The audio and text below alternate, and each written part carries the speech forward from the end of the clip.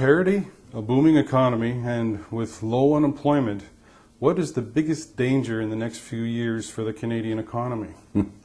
Well, it's that we believe that those conditions are somehow permanent and that we are in the area of prosperity from this point forward. That's not the case. We face some real challenges. At this moment, we could already be moving into a recession. And if we get policy going in the wrong direction, if we raise interest rates, if we cut back on government spending or raise taxes, these are the kinds of things that you might be tempted to do in an economy that can withstand it. But we might find by the time they bite that we're in a recession and would make things a lot worse. We hear a lot of talk of recession in the United States. What would that mean for the average person in Canada? The recession outlook in the United States has deteriorated substantially in the last few months. I've been down a number of occasions, and most recently, I would say the probability has moved up to a 50-50 proposition of a major recession there. Things are falling apart in housing, in the financial markets, spreading to other parts of the corporate world, and the consumer is getting scared. So in that environment, it's likely the U.S. might have a 1 or 2% decline in GDP. And when the U.S. has that kind of a weakness in their economy, we feel it in spades. We will see it in our trade fall off much more than the adjustments that have already been made. We'll see problems in terms of investment decisions by Canadian corporations that are owned by U.S. companies, delaying.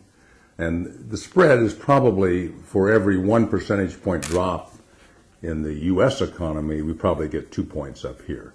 So it's a very dangerous situation for us. And if we make the wrong policy response, we could make it even worse, as we did in 1990, 91, 92. What could be done to stop job losses in manufacturing industries and help re-energize that sector? Well, there's two basic forces that are putting pressure on Canadian manufacturing. One is a substantial run-up of the Canadian dollar, from a 65 cent U.S. per Canadian dollar back in 2002 to a number now that's somewhere around 1.03, 1.05, 1.07, depending on the vagaries of the market, but above parity. This is a large change. This is over a 50% appreciation of the Canadian dollar. What that means is Canadian goods and services in the United States appear quite pricey compared to what they were. As a result, the U.S. buys less of them. We find imports a lot cheaper than we used to. That's why you see people scurrying across the border. That's why foreign travel by Canadians abroad is up. But that means that the local suppliers are in trouble. They're having difficulty making their sales, and they haven't cut their prices as much as perhaps they should. But until they do, they're going to continue to suffer. So the bottom line is there's a lot of pressure on Canadian manufacturing from that source alone. Now, if that's probably enough to put a good number of them out of business. But there's other factors out there that are working against them as well. China has become a manufacturing power. And even if our exchange rate was unchanged, even if we, say, depreciated the Canadian dollar back to a lower level, there would still be sectors of our manufacturing that would be facing great competition from China. And China's been taking markets from manufacturers all around the world, selling into the U.S., selling into other countries that we have traditionally exported to. So about the only thing that that Canada still has an advantage in would be those raw material-based manufactured goods, where we're, for example, lumber, aluminum, perhaps, where we're adding the value in the form of electricity. These are the kinds of things where we probably still have a comparative advantage. But in terms of bending metal, in terms of making machinery, China's in great shape on that front. And as I say, even with adjustments on the exchange rate, will remain a very competitive country in the coming years. And for some parts, it means we're going to have to abandon sectors within manufacturing and put our resources elsewhere. Where does the environment fit into the equation these days for the economy? The environment is, in some sense, the patina across all decisions now. You can't go out and say, I'm going to go up to the store without thinking about the environment. Am I going to walk? Am I going to take a bike? If I drive, am I going to drive slowly? These are the kinds of things that are going through your mind. And certainly a corporation, in looking at a new industrial process, is going to be asking itself, does this have positive effects on the environment, or can we minimize any negative effects that it has? Is the environmental sector itself a potential marketplace? Can we make goods that will sell in to others that have an environmental twist to them? Certainly, we're just beginning to see this process. Governments are studying how best to regulate business, regulate various industries, what kinds of requirements to impose on them, what kind of time frame, whether that's in the form of a carbon tax, tradable permits, or just outright regulation on emissions.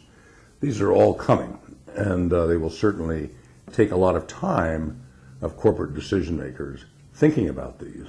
And of course, when they're spending their time thinking about those kinds of matters, they're not paying attention perhaps to the Chinese or to the dollar or to their employees in the way that they perhaps should. One last question. Any predictions for the Canadian economy for 2008? Well, we have a number of different scenarios. We don't think the future is forecastable at some point, say in 2007, or even for the next year. We think it's useful to think of a couple different ways that it might evolve.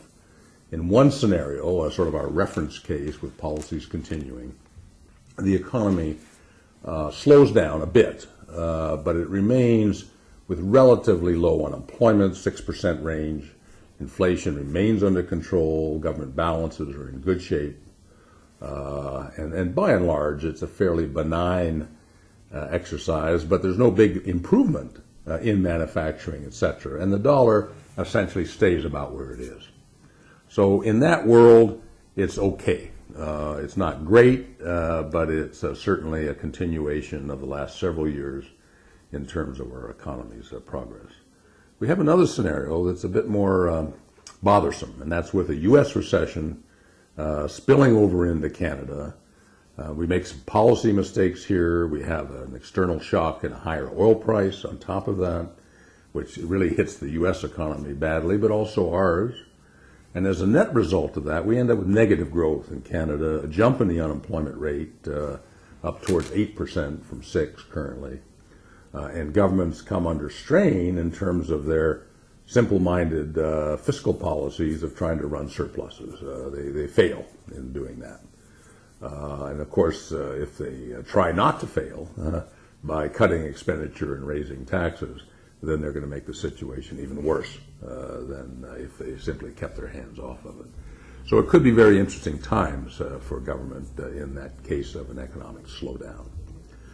Now, we don't have a case at the moment, but we shouldn't disregard the possibility of a better case than what we've just described. One might be one where there is a drop in the oil price worldwide, where the U.S. economy, instead of dropping into recession, begins, in fact, a fairly solid recovery in the face of a lower world oil price. We could also see the U.S. having depreciated vis-a-vis the Canadian dollar, the European currencies, and so on, be in a position where its trade and its exports can become quite vigorous, and that promotes growth in the United States, takes a lot of the pressure off of their current account, and in that sense becomes a very positive view for the U.S., and we would be affected in a positive way from that as well, because we're not, with respect to the U.S., we tend to go with them. We're not competitive. What they do well, we also tend to benefit, rather than the more normal processes of if they do well, then someone else is losing in that process. But we're closely linked in so many ways that good economic performance in the United States leads to good economic performance in Canada, and that could include that we get on with some of the major investments that have been stacked up in Canada that we haven't been able to move forward on. Some of the pipeline stories. Some of the more orderly growth in the oil sands side, some of the major investments in new capacity in electric power in Ontario and elsewhere. The list is long, but we're not doing much. And We're not doing much on the infrastructure side by governments. And again, all those could underpin a relatively strong economy over the next couple of years. To do those things, though, we have to have some good luck and some good decisions. Thank you very much for your time. My pleasure.